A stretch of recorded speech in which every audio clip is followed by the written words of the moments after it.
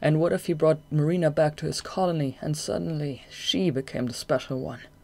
And all those things Marina had said to him, about him having a brightness, were forgotten. He didn't want to be just a runt again. Why are so many bats afraid of the bands? Marina wanted to know, and she told Zephyr about the Bright Wings and the Grey Wings they'd met on the way into the city. "It's right to be wary of the humans," Zephyr said. "Their customs are mysterious, and they've been known to attack bats, thinking we were pests, or worse, evil spirits, something to be destroyed. And I know for a fact there were bands that killed their wearers, and whether that was the band itself, or the nature of the bat who wore it, no one can say." "My father had a band," said Shade, "and he discovered something important about it, but—" "He disappeared this spring in the south, I know," said Zephyr. "They said owls killed him. We've got to catch up. There are friends of his who might know something. They can tell us where he went." "Do you know you'd been injured?" Zephyr asked him calmly. As if on cue, Shade was suddenly conscious of a pain on his left wing. When he looked, he could see a tiny puncture in the membrane, slowly oozing dark blood. He felt a little sick. "One of the pigeons must have pecked you." "Yeah," said Shade dully, and then, "How do you know it was the pigeons?" "Good ears," said Zephyr with a small smile. "I hear a good deal of what goes on in the city skies, and there's been a commotion tonight, let me assure you. A visit from the owl ambassadors, not a regular occurrence." But before Shade could launch a barrage of questions, the albino bat cut him off. "Now, let's see what we can do about your wound. It's not serious, but it does need some attention. This way." He led them into a long stone ledge underneath a window, and settled down on all fours among a pile of dried-up leaves. At first, Shade thought they'd somewhere blown into the tower, but then he realized there were many small neat piles, all different kinds, arranged nearby. Some were so fresh they had droplets of moisture on them, others so old and wizened they crackled as Zephyr's nose through them. And there were other things too on the clodded ledge. Bright berries, bits of twig, and large bulbous roots with the soil still clinging to them. Insects, long dead and dried up. Beetles Shade had certainly never seen, and would have thought twice about eating.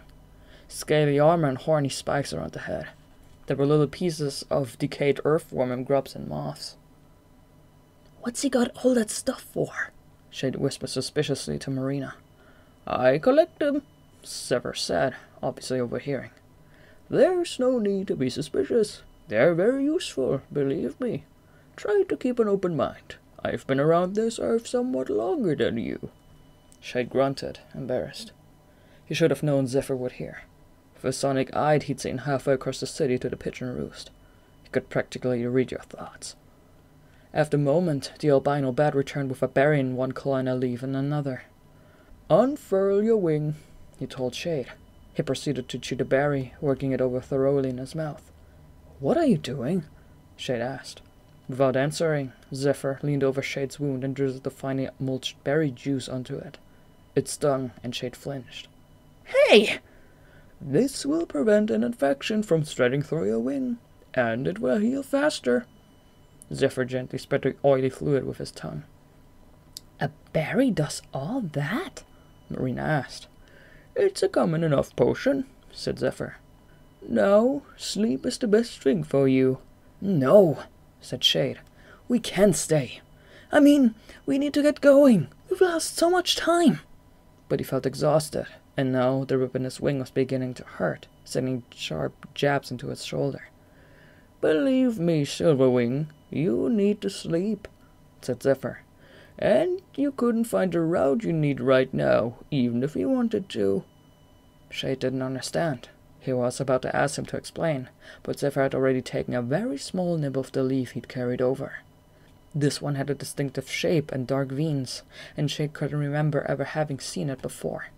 But then, he'd never paid so much attention to the shape of leaves. He couldn't eat them. At least, that's what he thought before now. "Open your mouth," he told Shade. Shade hesitated. With a hint of impatience, Zephyr said, "It will help you sleep."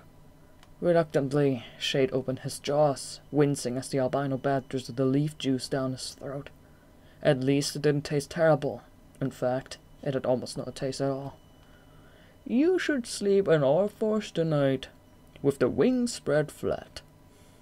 "They're going to pick off our wings," he told Zephyr, not without pride. "They said giant bats killed 2 of their soldiers earlier tonight." "Yes, I've heard one of the owl guards." "And they're closing the skies," Shade said, remembering in a rush. How stupid. He should have told Zephyr all this earlier. It was important. But with all the new things, the gargoyles, and meeting an albino bat, and finding the right tower. "I know about the closed skies too," Zephyr told him gently. "All right," said Shade. He yawned, then perked up again. "There are no bats that big really, are there?" "Get some sleep," Zephyr told him. "We'll talk more tomorrow night." Already, Shade could feel a heavy, delicious warmth spreading through his body, and a wonderful sense of safety overtook him. That sense of being home, a place like Treehaven, close to his mother. He looked ruggedly at Marina. "I think probably I'll just have a quick..." The inside of the tower seemed to become very dark. Even his sound vision faltered, civilian lines fading. And then pure, silent blackness swallowed him up. Goth landed beside Throb on a ledge in a metal shaft. Foul fumes rose up from the darkness below, but at least they were warm. It was the best roost he could find on the rooftops of this cursed city. He didn't know much about human buildings, and he hadn't had much time before the sun came up. The sun. That at least had shown him where the east was, and from there he could guess at south. But he knew he'd more than that to stay on course for a whole night. He'd have to understand these new northern stars. "We need a guide," he said to Throb. "Someone to show us how to read the sky. That's the only way to get back home. We have to find a bat."